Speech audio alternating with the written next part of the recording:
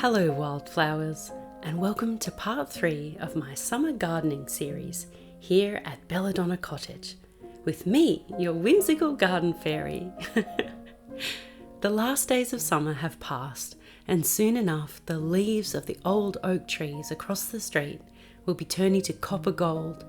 Every autumn the sea breeze gives them wings, blowing them all over the house and garden. Like gleaming dragon scales, they flutter to the ground, sprinkling their magic upon everything. Speaking of dragon magic, you might remember the episode where I first began to plan this garden and how I wanted to introduce pops of dragon fire orange into my colour palette. This way, there would be a beautiful harmony with the flowers that already grew around the cottage, from the vibrant Tropicana lilies and copper tips that greet you at the front porch, to the kaffir lilies that grow out back. Here, at the end of summer, I think you're going to agree this new colour palette was a success.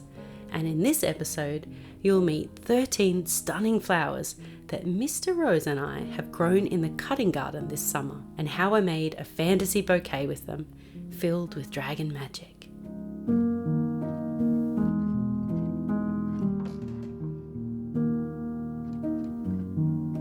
You know, the first day I laid eyes on this cottage, the sunset seemed as if it had been streaked by fire-breathing dragons, all magenta and orange, and their magic has been with me ever since. Here in the garden, I see signs of them popping up everywhere. Even the flowers themselves seem to imitate their shapes and colours. Of course, many of my spirit paintings feature dragons too, because I see their powerful energy come through often in my clairvoyant visions. Many people, especially those with a connection to the fae, have a dragon guardian, you know, and the colour is always significant. Mine is a magenta dragon, and these are the dragons of the love frequency. Not surprising, really. What colour do you think yours might be? Let me know in the comments below.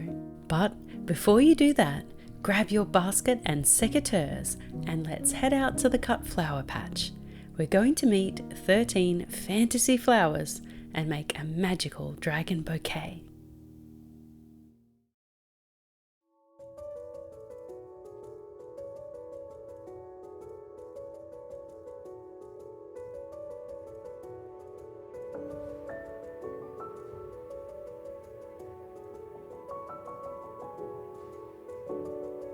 The cut flower patch, with annuals grown from seed, was designed in a crescent moon shape around a raised fire pit area, or cauldron as I like to call it.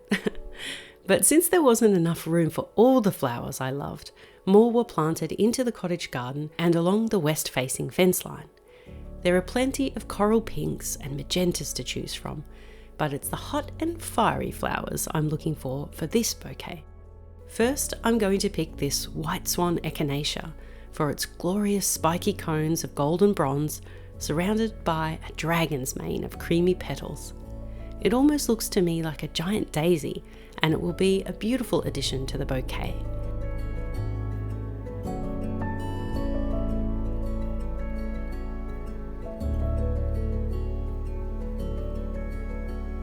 I actually ended up planting these in my herb garden, since they are also an excellent medicinal plant beloved by green witches. We'll just pluck the leaves off the stems and they're ready to arrange.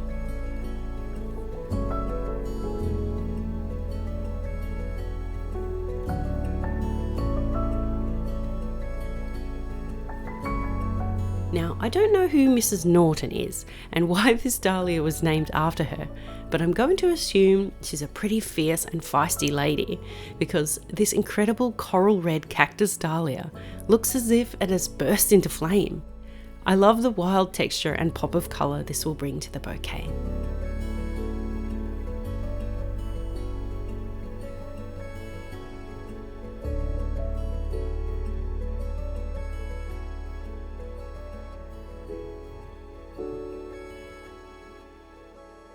Bracken has been a favourite of mine since I first began growing dahlias, and it's no wonder because she is cute as a button and the sacred geometry of these petals is totally enchanting.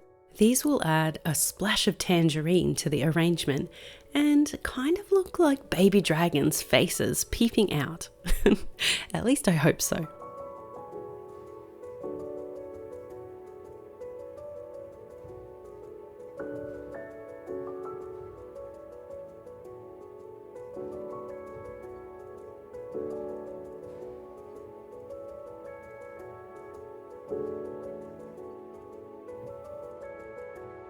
I couldn't leave out my all-time favourite dahlia, Cafe au lait.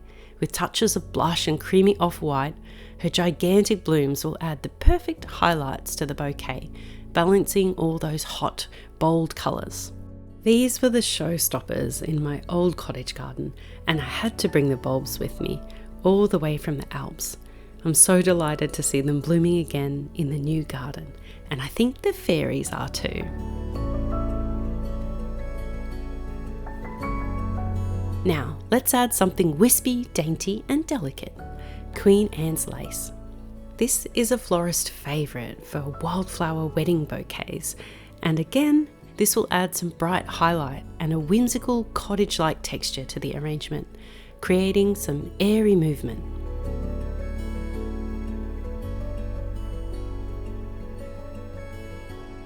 Speaking of whimsy, next up is this snow puff cosmos with her ruffled ballerina's tutu petals.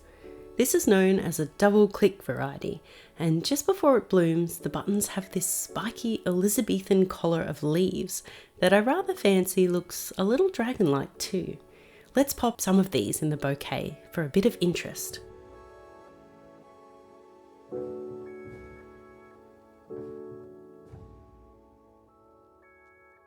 Another favourite this summer are the Apricotta cosmos, with her delicious combination of apricot, peach and soft rose. These enchanting flowers seem to flutter and dance in the breeze and bring so much magic to the cottage garden.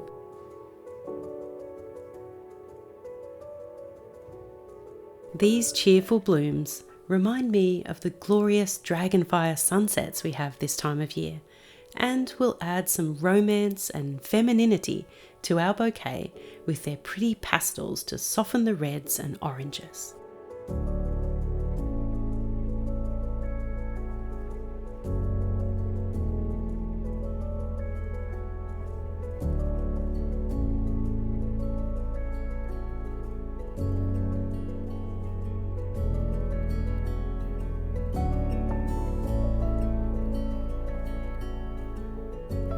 Growing happily alongside the cosmos are their classic cut flower companions, the zinnias, and from these I'm going to choose just one variety, the gorgeous Queen Lime with Blush. I just love the kaleidoscope of colour you get in each and every bloom, and the individuality of these zinnias. You never really know what you're going to get, and I love that. These will flower all summer long and add pops of pale lime, lemon yellow and rose gold to our fantasy bouquet.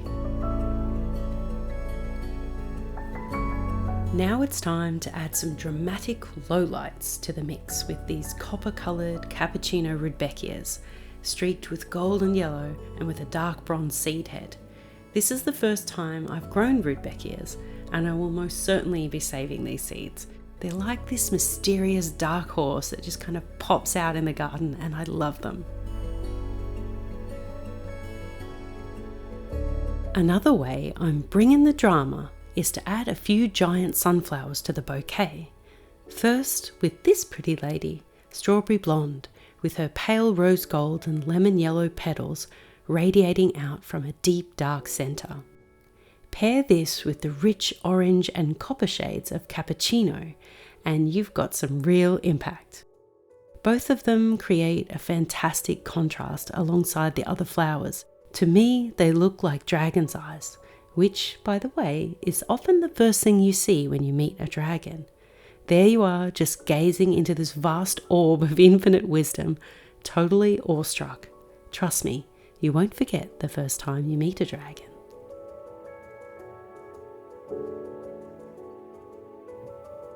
I think it's time we gave some love to the tropical flowers that were already growing here at Belladonna Cottage when this witch moved in, starting with these stunning pure white Hathor lilies.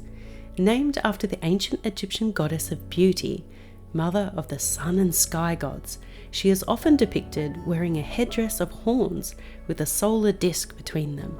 And I think that's rather cool. We definitely want this energy in the bouquet and, well, dragon horns, of course.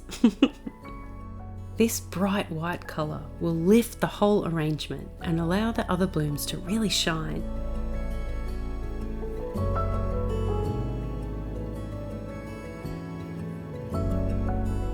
Finally, lucky number 13 on my list are the Okavanga copper tips that grow at the front porch. Gee, I hope I said that right. With their neon orange colour and interesting shapes, they are going to set our dragon bouquet aflame. Well, that's the last of the fiery fantasy flowers. So I'll just potter around the cottage collecting some foliage and we can try our hand at flower arranging. Yay! Come on, let's go.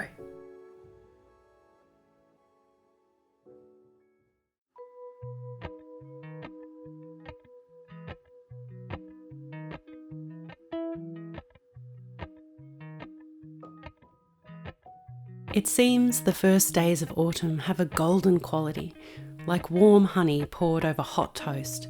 The feeling in the air is that of a big, long sigh after the heady rush of summer leaves us all rather breathless. Autumn is the sunset of the wheel of the year, when the heat of midday has passed and the weary gardener takes a moment to sit on the front porch and appreciate all that they have achieved. I am forever amazed by the divine perfection of the 4 seasons and how they are reflected in a single day on earth, with midnight aligning to the winter solstice, the dawn to the Sabbath Imbolc, and so on throughout the day. The symmetry is dazzling. How can there not be a magical creative force behind such a beautiful pattern? I can see it even in the sacred geometry of these blooms, and I don't know, my nerdy mind is spellbound.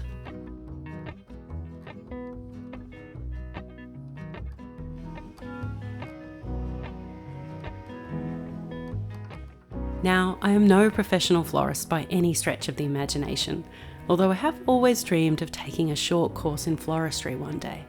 So you'll have to forgive me if I'm making any tragic mistakes here with this arrangement, because it's actually the first one I've ever attempted. I guess I'm just using my artist's eye to figure it all out, mixing colours, shapes and textures, just as I would with paint on a canvas. The way the foliage has little hints of copper in the leaf tips was a happy accident, by the way, but I'm really pleased with how it all came together. I mean, how could you go wrong with such stunning flowers? A few tips I will share though are 1, not to cut your flowers in the heat of the midday sun and dilly-dally around like I did. And 2, to strip all the leaves from the lower stems before tying them up.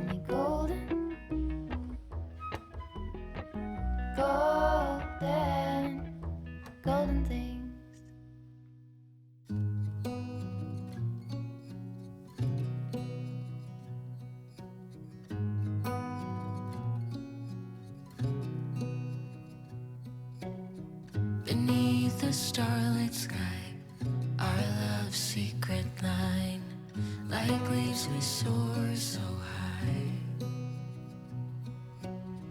Beneath the moonlight, the soft touch your hand in mine gets me every time.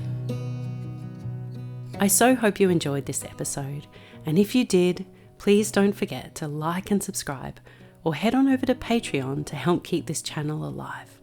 Or you can check out my online store for all things creative and magical, handmade with love right here in Australia. Like this, my Wildflower Dreams colouring book, where you can paint your very own dragon, or unicorn, or fairy. You'll find them all in there.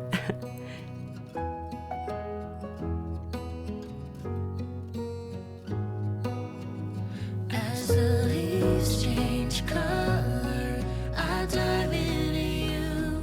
When summer's fading, there's nothing to do but bask in the glory of the winter sun. Maybe this is the season of love. Until next time, wildflowers, may your hearts be ignited by dragon fire and your imaginations run wild like the wind.